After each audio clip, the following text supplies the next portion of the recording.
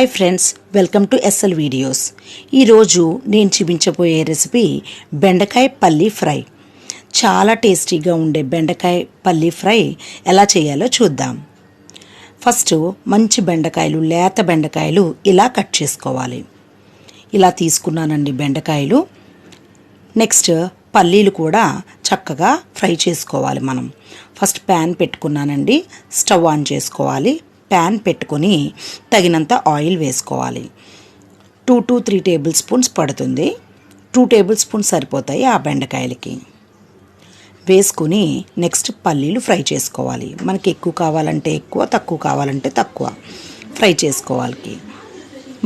మన ఇష్టాన్ని బట్టి ఫ్రై చేసుకోవాలి. ఈ కలర్ వచ్చిన తర్వాత మనం ప్లేట్లోకి ట్రాన్స్ఫర్ చేసుకోవాలి.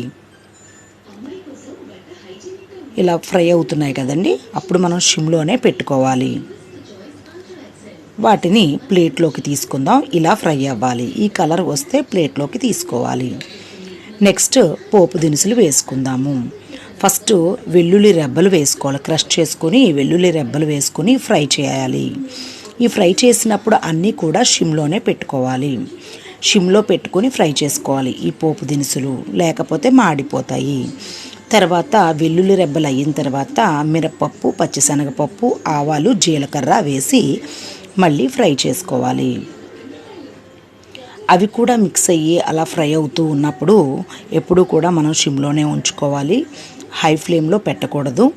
అవి ఫ్రై అయిన తర్వాత లాస్ట్లో పోపు దినుసులు 2 వేసుకోవాలి. అవి ఏంటంటే ఎండుమిర్చి 3 తీసుకున్నానండి. ఎండుమిర్చి చీలికలు ప్లస్ మన కరివేపాకు వేసుకోవాలి లాస్ట్లో. ఇంకా పోపు అంతా ఫ్రై అయ్యింది చక్కగా అన్నప్పుడు మనం ఆ 2 వేసుకుని అవి 1 మినిట్ అలా ఫ్రై అయిన వెంటనే బాగా కలర్ చేంజ్ అవ్వకుండానే మనం ఈ బెండకాయ ముక్కల్ని, కట్ చేసుకున్న బెండకాయ ముక్కల్ని వేసుకోవాలి.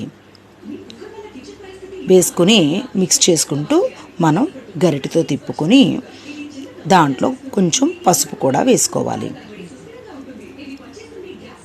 పసుపు వేసుకుని ఫ్రై చేయాలి.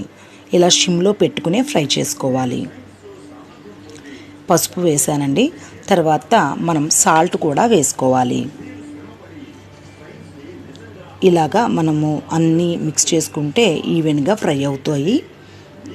సిమ్లోనే పెట్టుకోవాలి, హై ఫ్లేమ్లో పెట్టుకోకూడదు. తర్వాత సాల్ట్ కూడా వేసాను. సాల్ట్ వేసి మళ్ళీ ఒకసారి మిక్స్ చేసుకుని అలా లైట్గా బాగా ఫ్రై బాగా మనము మిక్స్ చేస్తే స్పూన్తో ఇవన్నీ విడిపోతాయి. తర్వాత మనం సిమ్లో పెట్టుకొని పైన లిడ్ పెట్టుకోవాలండి. బాగా లోపల మగ్గుతాయి అన్నమాట. అన్ని ముక్కలు చక్కగా కుక్ అవుతాయి. ఇలా మనము పైన లిడ్ పెట్టుకొని ఒక 10 మినిట్స్ సిమ్లోనే ఇలా ఉడకనివ్వాలి. బాగా మగ్గిపోయి ముక్కలన్నీ మెత్తగా చక్కగా కుక్ అవుతాయి. అప్పుడు మనం సిమ్లోనే ఉంచుకోవాలి. లో టు మీడియంలోనే అడ్జస్ట్ చేసుకోవాలి స్టవ్ని. నెక్స్ట్ అలాగా లిడ్ పెట్టుకున్న తర్వాత అలాగా కుక్ అవుతున్నాయి కదండి, అప్పుడప్పుడు తీసి చూసుకుని ఎలా కుక్ అవుతున్నాయో చూసుకోవాలి. చూడండి, బాగా ఫైన్గా కుక్ అయినాయి కదా. ఇలా ఫైన్గా కుక్ అయినప్పుడు మనం ఇందాక పల్లీలు ఫ్రై చేసి తీసాం కదా, అవి లాస్ట్లో వేసుకుందాము. ఇప్పుడైతే బెండకాయల్లోంచి జిగురు వస్తుంది కదా, తీగల్లాగా. ఆ జిగురు పోవాలంటే ఒక చిన్న చిట్కా అండి. దాంట్లో 1 స్పూన్ పెరుగు వేసుకుంటే ఈ తీగలన్నీ కట్ అయిపోయి ఫైన్గా మనకి ఫ్రై అవుతాయి. సో 1 స్పూన్ పెరిగేస్తున్నానండి. 1 స్పూన్ పెరిగేసి తిప్పుకున్నాను. తర్వాత ఇవన్నీ పోతాయి. చూడండి, తీగల్లాగా వస్తున్నాయి కదా. 1 స్పూన్ కర్డ్ వేస్తే అవి అలా రావు, నీట్గా ఫ్రై అవుతాయి. చూడండి, నేను 1 స్పూన్ వేస్తున్నాను, సరిపోతుంది. మనకి పెరుగు లేకపోతే మనము కొంచెం నిమ్మకాయ రసం వేసినా సరిపోతుంది. ఆ పులుపుకి అలా తీగల్లాగా రావు, జిగురు అన్నది పోతుంది. చక్కగా ఫైన్గా మనకి ఫ్రై అవుతాయి బెండకాయ ముక్కలు. ఇది ఒక సింపుల్ చిట్కా. ఇది చేస్తే మనకి ఇలాగా తీగల్లాగా రాకుండా ఫైన్గా మనకి బెండకాయ ముక్కలు పీసుల్లాగానే ఉంటాయి, నీట్గా మనకి కుక్ అవుతాయి. ఫ్రై చూడండి ఎలా అయిందో. అలా అయిన తర్వాత నెక్స్ట్ మనం ఫుల్ లాస్ట్కి వచ్చిన తర్వాత ఫుల్ ఫ్లేమ్లో పెట్టుకోవాలి, హై ఫ్లేమ్లో పెట్టుకోవాలి.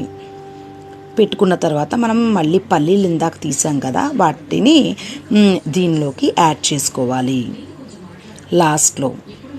లాస్ట్లో అలా యాడ్ చేస్తున్నప్పుడు మాత్రం హై ఫ్లేమ్లోనే ఉండాలి.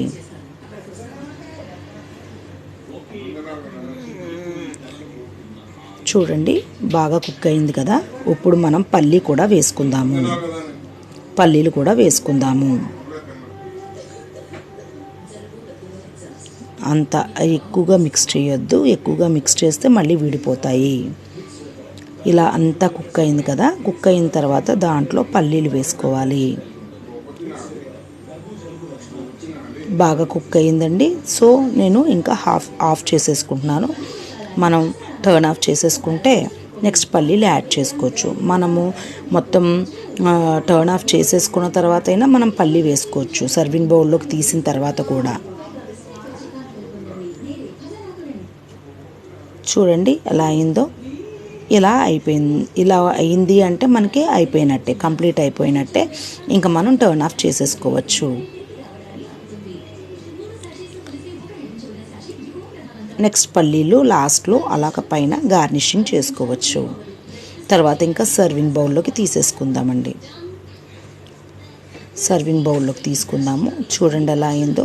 మనకి ఇంకా కలర్ఫుల్గా రావాలంటే కారం పైన కొంచెం చల్లుకోవచ్చు. తీసుకునే ముందు మనం సర్వింగ్ బౌల్లోకి తీసుకునే ముందు కారం కూడా చల్లుకోవచ్చు పైన. టేస్ట్ కూడా చూసుకొని తగినంత సాల్ట్ పడుతుంది అనిపిస్తే సాల్ట్ కూడా వేసుకోండి.